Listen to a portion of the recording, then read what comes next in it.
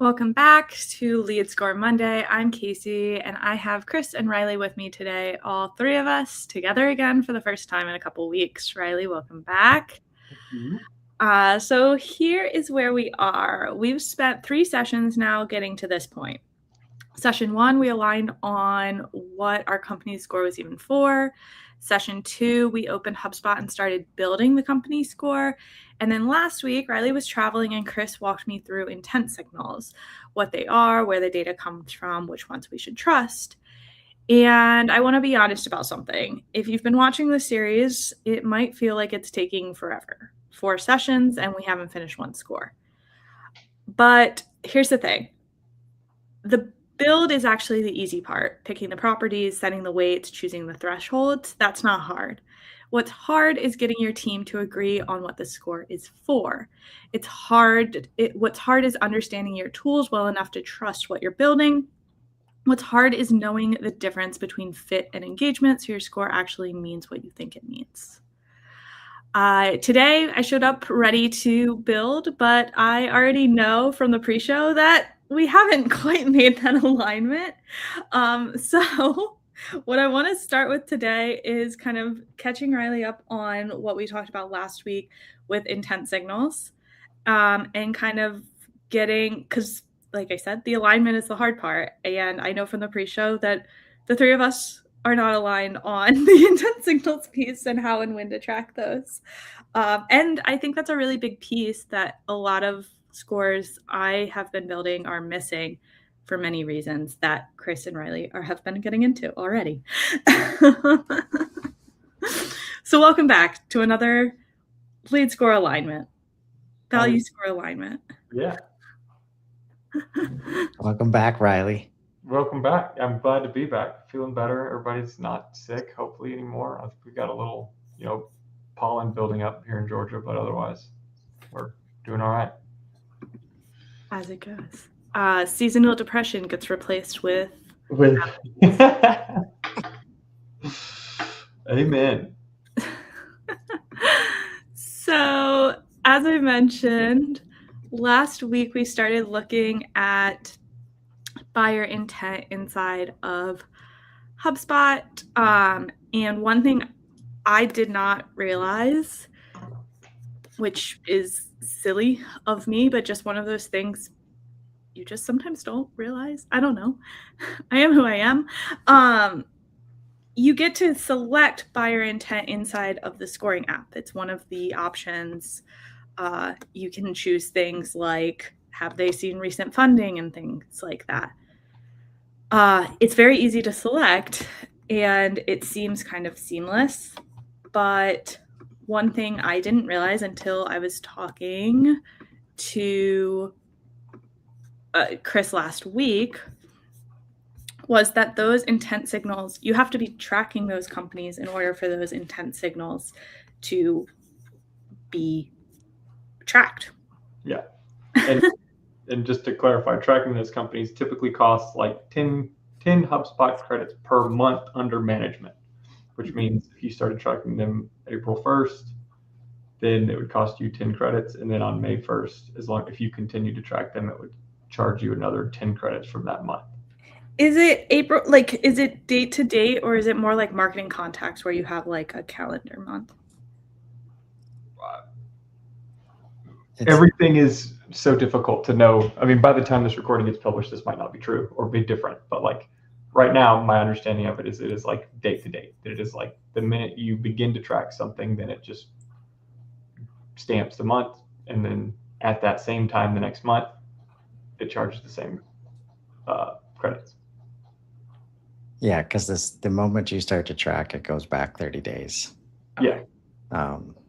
And like HubSpot's not doing us any favors here, because as I see the screen, I understand why Riley and I are having a hard time on aligning on what intent signals is, right? So so right here it says intent signals inside of the scoring portal, I think is what you've been calling this, right? The highest level, right, category. is the category that is intent signals, and then you can pick an event beneath that. Right. And within this, we have events that include visitor intent and all the other stuff we've been talking about. Geo expansion, strategic partnership, research, Right. office closures, just, you know. And so if you can, let's put a URL in the private chat, Casey. If you can go to this record and go to the intelligence tab.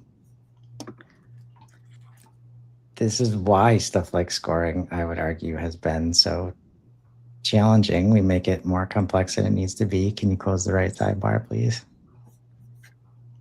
Wait, The blue circle. There we go. You know what? Yeah. Everyone think everyone's fine and everyone's learning all the time. Indeed. So on the right side, we see a card that is called buyer intent.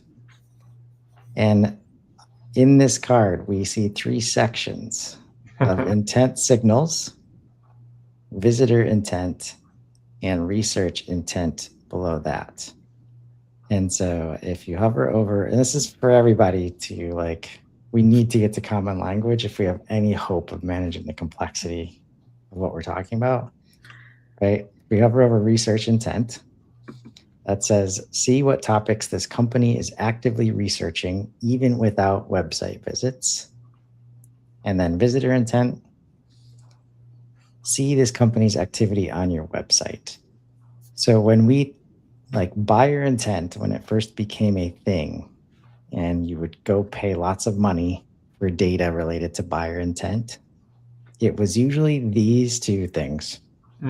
Like combined, and that's it, right? When HubSpot first came out with buyer intent, this is all we had. Yeah. Right. And I like to make sure we're clear on that distinction, because that the value of this data set, right? So hard, in my opinion, to try and tie to like real ROI for the organization. It makes you feel good that you can see a lot of this activity, but just because an accountant or a purchasing person came to your website to like check you out as an organization does not mean anybody's buying, right? Yeah. So the third category, which we started showing last week, intent signals, right? Continually enrich this company with real-time intent signals. So that definition is wholly unhelpful. But real-time intent signals, like if we forget about what intent has been, right? And click on view all intent signals. Also unhelpful. Right? So what this does show is, and you can X this out, right? So if you click on intent signals, it brings you to the signals tab of buyer intent. If you were to click on buyer intent from that record. And importantly, look, these change frequently, as HubSpot is telling us right now, of where's 5 new ones. Who knows when they were added? It could have been today, it could have been last week, but. It was like November-ish. Yeah. November and December. But I think the reason this is important, like, gets cost credits, right? And Riley made a good point before we started, like, how long do you do this for? When do you turn it on, right? And that's where, if we click on settings here, right, we have company news, like executive hiring, funding, expansion, growth metrics. These are all things where if you know how to use this and see this and then take action on it, infinitely more valuable than, you know, random people visiting your website.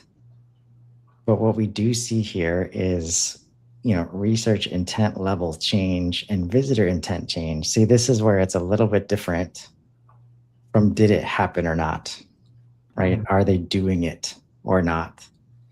Which I think is what we're used to seeing in the other two intent categories of research and visitor. So the question for me is, like, it makes sense to me that as we finish, one of the things that can help us finish company fit score is if we have decided that it's almost like, can we add some behavior, some like community engagement or some industry activity related to demographics that we've decided are ICP, right? Like if we are targeting the manufacturing space, let's say, and we have a specific ICP, like some people that are in software or in tech have chosen to target more like cutting edge manufacturing, like industries or companies, because they are more receptive to the kinds of change required to use new technology, right? And sometimes you can see that in terms of, are they active on social in ways that more traditional companies are not? Like, do they have thought leaders in the space that are, like, you might have seen them talk at the last event? Well, they might be publishing blog articles and stuff like that. And within that, start to share some of these signals, right? If they weren't on your radar and you've decided not to track them because they're not on the radar, like, you're never going to see that signal come in. And that might immediately take them from not a fit to a fit because they have a receptive, CTO that all of a sudden might take a conversation. Right. So I think like half of the battle that we're talking about here is understanding which data is truly at your disposal and how much you can trust it in order to build things like a company fit score. Yes, and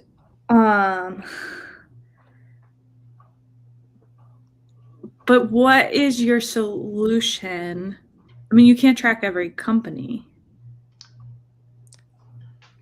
You just can't. I mean, So that's where I'm coming from this at, is a lot of like, just based off of the reality of most portals that I've been in, you have to be extremely selective with who you choose to do this to. Because I mean, if you have full enterprise suite everything, you get, I think it's 10,000 credits a month that reset. So that's 100,000, I think it's 5,000. Okay, potentially 3,000 and 5,000. Yeah.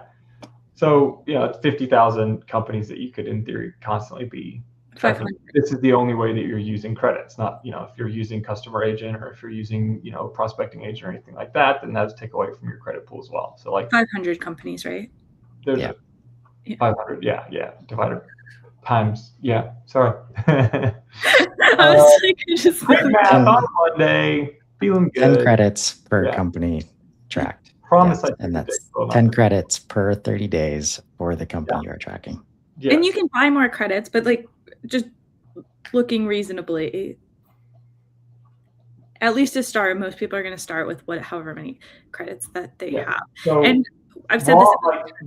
To me, the raw structure here is the intent signal tracking is almost like this cherry on top after a bunch of other things are going right. Like, you can't just every time a new record enters your database be like, track. You'll just run out of credits. You'll just be spending infinite credits every month on all this information. So you have to be selective with what does it take to enter into this signal setting and what does it take to exit the signal setting, signal tracking. And to me, a good spot is like company fit score as like this free entry level of, all right, we're scoring based on the stuff we can easily know and identify. And then the people that achieve a certain threshold above that get this additional signal tracking. But then at that point, I'm not really me personally including a bunch of this stuff in the scoring and some additional level of scoring, because the scoring is the mechanism that it took to start signal tracking. Then I'm just looking at the companies that are being signal tracked, because it's a finite amount of companies that you can kind of reasonably stay on top of, given you have a lot, enough assigned to a certain person. So I like that it's in the, lead scoring function, lead scoring portal, but for the most part, just based on it costs a currency to kind of do, like, this is the deploy resource that I use lead scoring for, not I don't have this in lead scoring most of the time. Right. And I think, like, from that perspective, when you're using scoring to activate tracking, that makes sense. Yeah. Like, for sure. Yeah. And then what also additionally makes sense is not only that, but like any close loss to anything that isn't like a hard DQ, I'm tracking that company for a long time. All right, we lost because they don't have the budget right now. That I'm tracking that company, until it comes back up again.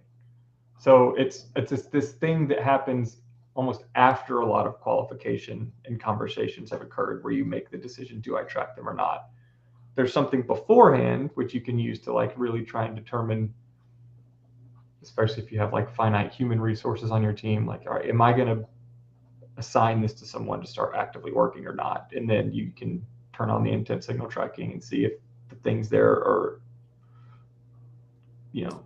good signals or negative signals. But for the most part, I use it for after something has been qualified, then I'm tracking it to kind of make sure that when the next thing happens, that we just show up at the right time in the right place. So, yeah.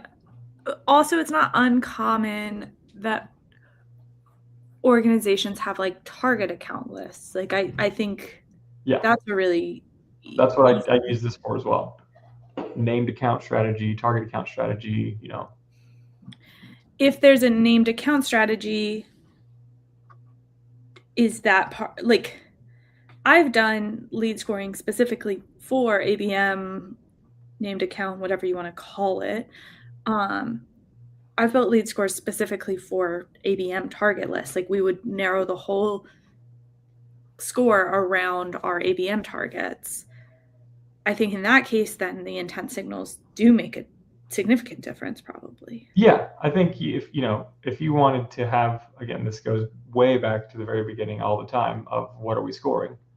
The generic lead score of like, I'm just trying to assess what companies I should be focusing my time on amidst all of the other companies in my CRM. I'm definitely not having that in there, but I'd love having some additional lead score built out that's like, okay, of our target accounts or of our accounts that have deals open right now, here's how the lead scoring is working for those, or scoring is working for those. But that's asking a totally different question and doing something totally different with the results compared to, I think what most people are imagining when they say lead scoring, which is like, I've got 100,000 company records in my database, who are good, who are bad. And I think it's worth noting that, like, we are intending to build this for the Value First team account. We don't have named accounts that I know of. No one's sent me the name. But Chris also has kept quite a clean database that doesn't have, 100,000 company records that have been imported from ZoomInfo over the last 10 years. I haven't given ZoomInfo enough money to give me all the data yet. Which the data that you're having to deal with dictates what kind of scoring you're having to do. Mm-hmm. And if you're in a database that doesn't have just this huge debt of, hundreds of thousands of records, you're able to do a lot more, focused and targeted and intricate scoring. Whereas if you're just trying to sift through, shit to find the diamonds, then like, then you have to go scoring mechanism that can sift through that. Well, Chris, last week when we sad. talked, I think we looked at, like, once we saw the research intent, or no, the visitor intent. It was We added- research. It was Right. Like you had to pick a topic. It was hard to like, it's not designed for just willy-nilly pick companies to track, Mhm. right? It's like, have they been classified in some way else in your system, or have they visited the website, or are they researching the topic that you're interested in? So have they done anything else to deserve like trackability, right? So to Riley's point. But I think what I'm hearing is like, maybe it's a mistake to try and fit this dynamic capability into the fit criteria. Like on the contact side, we have a contact engagement score and a contact fit score, right? One is for dynamic behavior and the other one is not. Yeah. Right?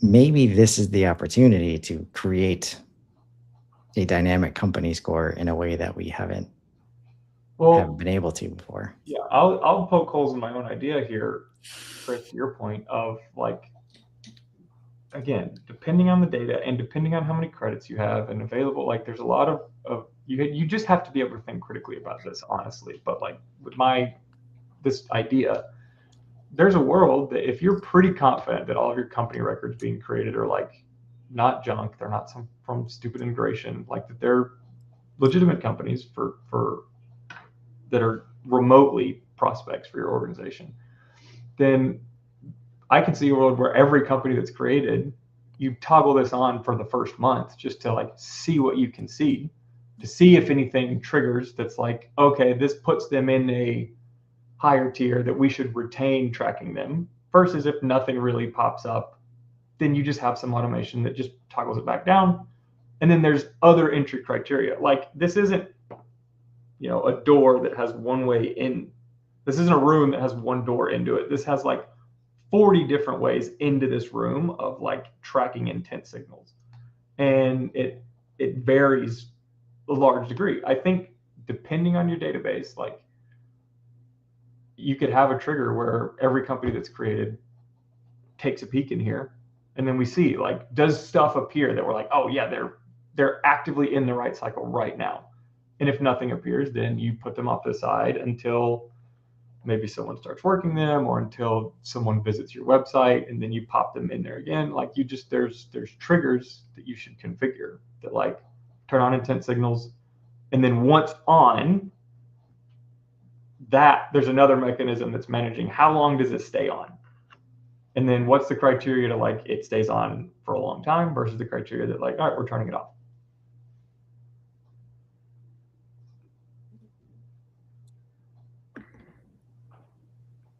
I think that's a fair way of looking at it. I mean, when we look at, this is just another, as you said, this is just another lever to deploy resources. Like this is a resource. Yeah. And it's a thing that you deploy resources to, and then people that are in it, you use the information to deploy additional resources. So it's like this, exponent of deploy resources squared problem. Well, so, and this is probably a rabbit hole, so sorry in advance. There, let's go. But like, at what point do we look at the way we're deploying resources to build the score versus it's separate? So common use case of lead scoring, identify who to enter into an ad targeting, email campaign, LinkedIn outreach, whatever. We also often score on the engagement from those activities to kind of build their score. So they, in theory, will go using the value stages. We know they're in our audience. We have a score that shows us they're in our audience. Now we're trying to get them to move into researcher.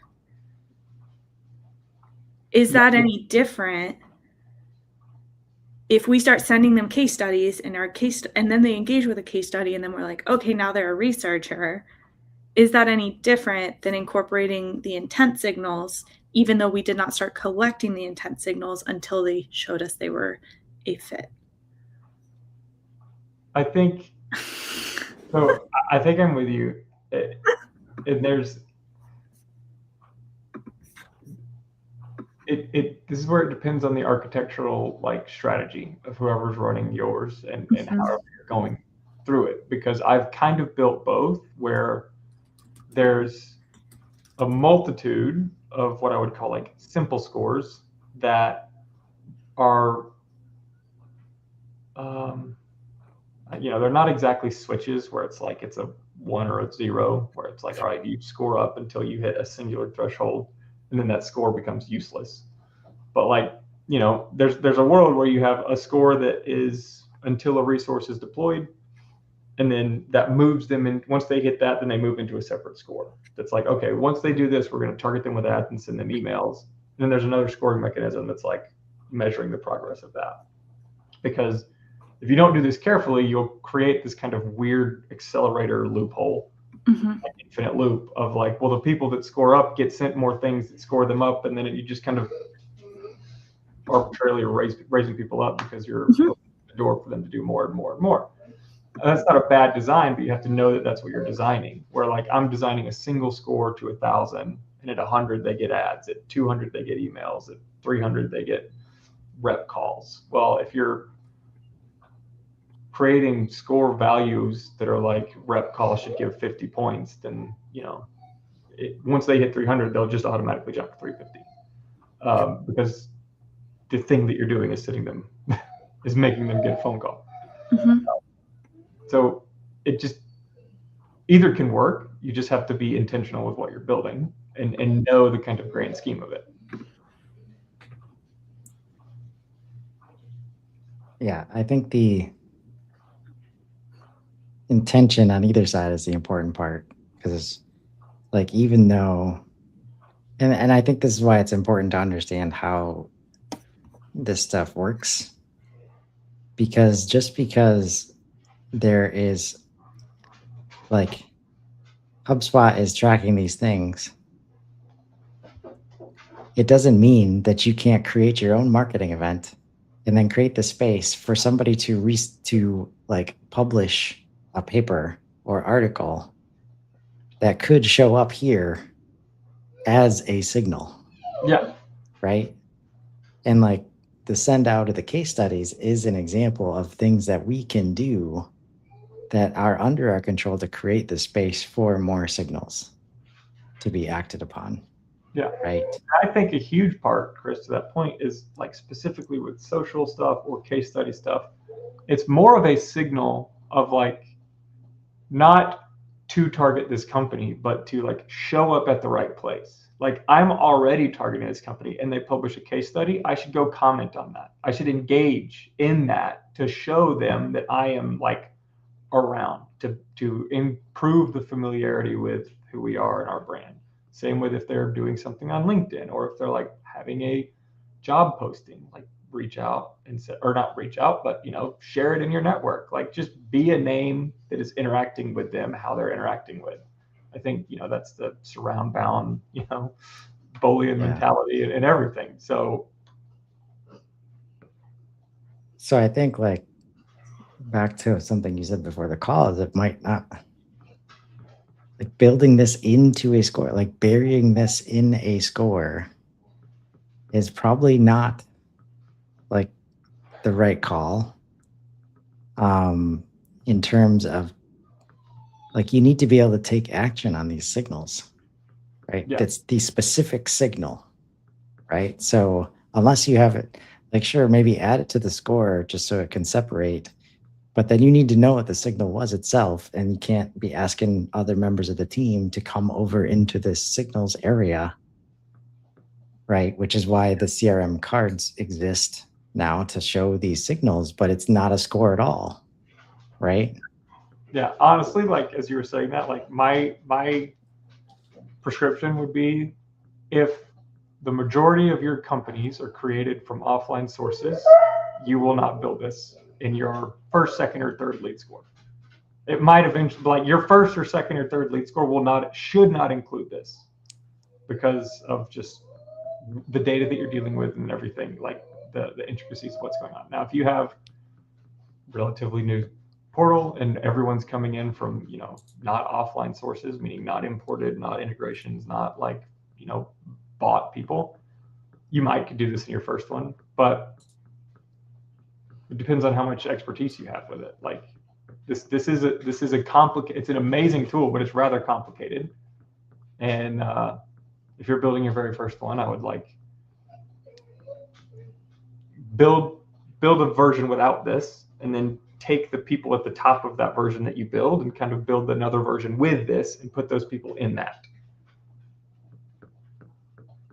Yeah. So like having tiered scores. So yeah, and then just to like test. Because again, I mean, I literally keep, I don't know if y'all can see this, there's this little, it's like a Lego kit of like a flower stem. I made it a while ago, but I took the flower petals off because I keep bringing it up and twiddling with it. But each one of these, like it's a little block at every single one of these intervals. And I just am always like, all right, this is an interval to deploy a resource. And this is an interval to deploy a resource. This is an interval. Like as you move up, there's just more and more and more things deployed kind of all throughout. And so where are your benchmarks? How many different, inflection points are you creating? At like this one right here could be, now I'm tracking their signals and they enter into this additional scoring that has signal tracking included in it. But your base scoring is just property values on a company record. Because unless you're just already crushing it in terms of data integrity, a lot of your companies are not going to have property values known property values for things that you're scoring. Okay, so let's start there. Let's start with that tier one, that foundation. Yeah. Like the minimum properties that usually are included. Yep. Are country, number of employees, revenue, city, state, if that matters, industry. Yep.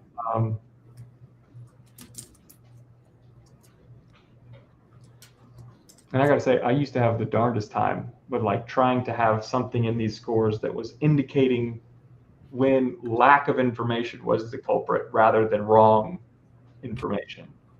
But now with the AI implements in HubSpot and the custom agents that you can build, or the LLM integrations in workflows, where like company enrolls in a workflow, reaches an LLM action that says, here's the company name, here's the company website, go research this company and look for how many number of employees they have, because there's none on the company record. Then it just populates it with that. You have to be very careful with your prompt structure, obviously, but like the knownness of a property to me now is so not as big of a problem as it used to be, because of AI and just its ability to search a bunch of different resources to try and figure out what's a good revenue for this company to have. Okay. So if we establish those metrics and we end up with 1,000 companies, Mm-hmm. how do we go to that next level, like of intent signals and how we're going to add them in? Like, so if you can just show the drop down, Casey, underneath intent signals and like the options that we have. Like, because I think this is my issue. Like, how do we get people, one, understanding that they have access to this information? Yeah. And two, understanding, should they care about it? Right? Like, how do you know what matters to your process without just asking sales team, like, hey, should we care about a product launch?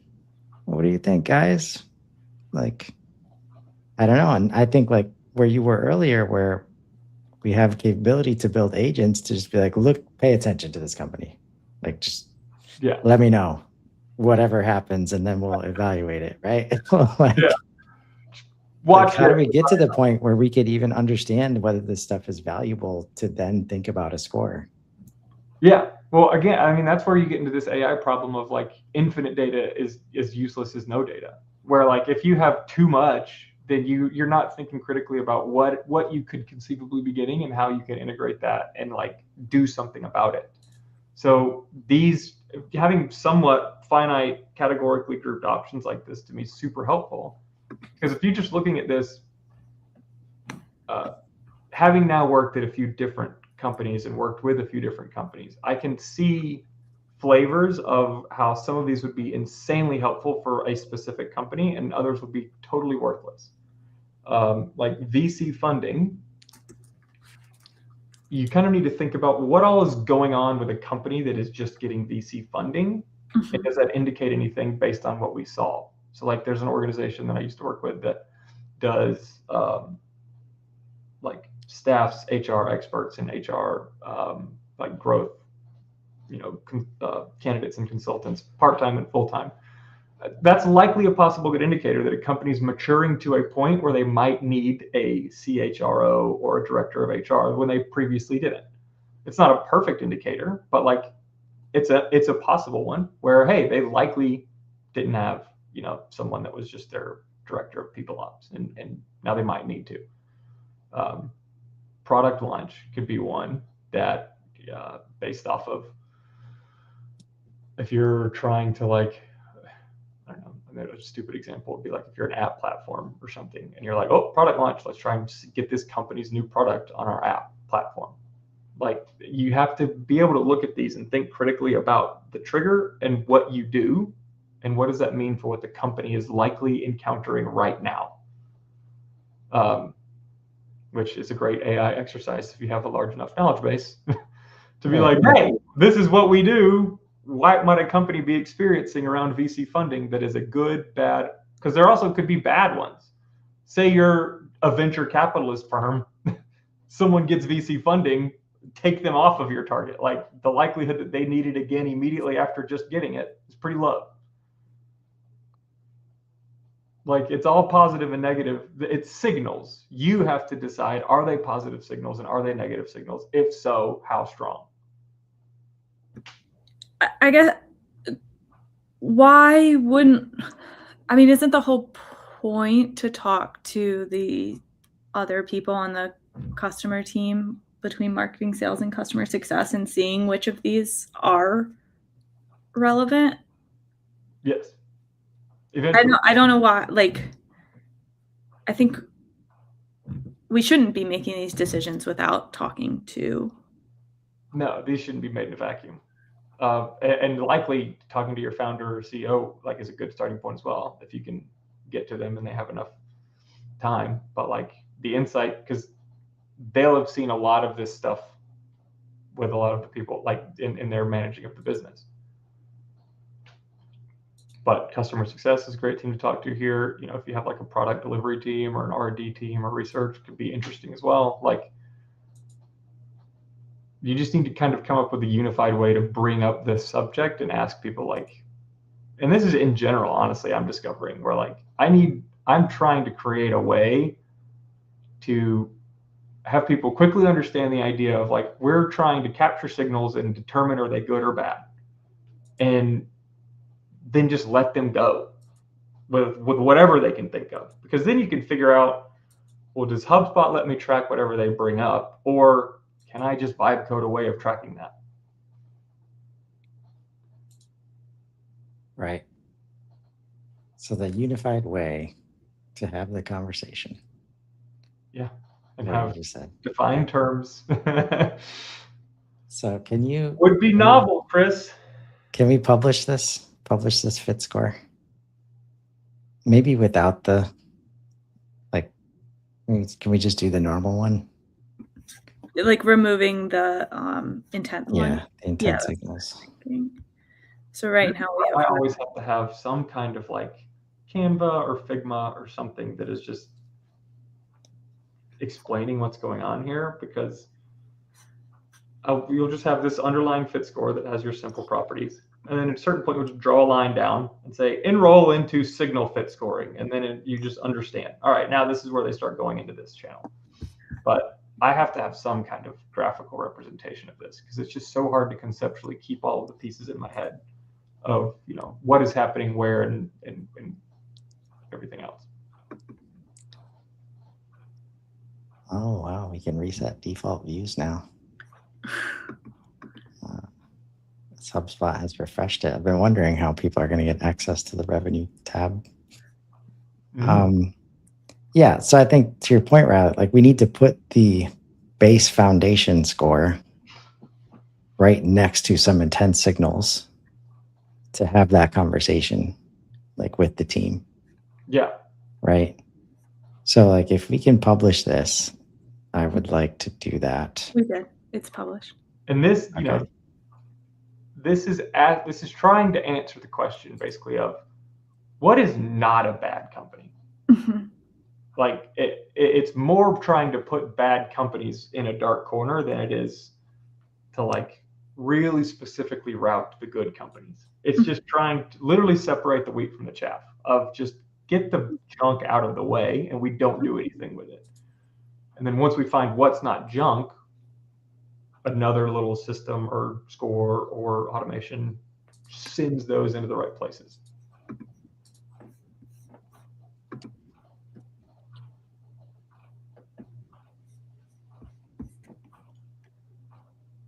Yeah, I agree. And like, I think another thing people get tripped up on when creating scores for the first time is like, and we talked about this when we built this. I don't think you were here, Riley, but like time zone is America. Well, we could have a customer in Europe, but like, okay, you could. I'm not saying you can't, but I'm saying probability machine. Yeah, I'm saying 90% of your current exist, but is it probable?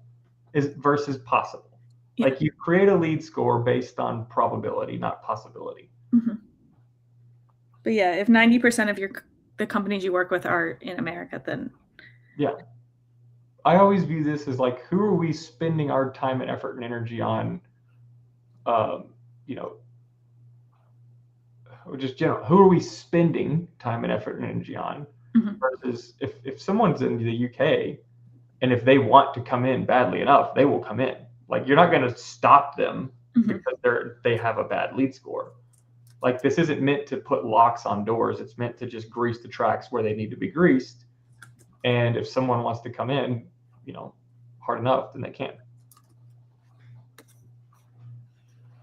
Yeah. And as we wrap, I just want to share the screen, like for how quickly this can be ready for the conversation that the teams need to have, right? Mm-hmm. Like I just added this tab, UCV, Unified Customer View, right? I added these two cards. I'm not seeing your screen yet. I see your screen. Oh, you did? Okay. Look hard, Charlie. I don't know. Right. So Casey just backed out all of the complexity of buyer intent signals. Mm-hmm. And we published a score. It's a score of 2. I also have web technologies here, which is involved in this score. Mm-hmm. Right. And we have the buyer intent card, which was like out of the box like this. Right. So now you can see. And again, it's not just an intent card like with tags, like, and there's a summary here too, right? So you can see received a significant public funding investment. Like, so right off the bat, sales team starts to understand the context of these things together, and you are way farther ahead than you have ever been trying to have a scoring conversation with the sales team. Yep. Right? And you can ask direct questions, which is transcribed thanks to AI. Not that our marketing has to know the answers or understand the answers, but you can ask, hey, sales team, do we care about things like $447 million of USD public funding through government contracts? Oh, we do target government contracts? Okay. Thank you. Like, next question, right? Do we care about this thing additionally? Right? Strong growth, expansion. Like, these are the things that signals can start to contextualize for the team. As long as you're not saying, hey, sales team, we can do buyer intent signal tracking in HubSpot now. Here's a list of the 10 signal types. Can you please pick the ones that you want us to start tracking? Yeah, it's a bad way to approach the conversation. Right? All right. Well, we built a score. Next week we'll continue to see how to use the score and maybe even start moving on to our contact scores as well. Yes. And how did we finish the score? By simplifying the score. We did. That's what just happened. All right, folks. All right. Until next week. Thanks, everybody. Bye.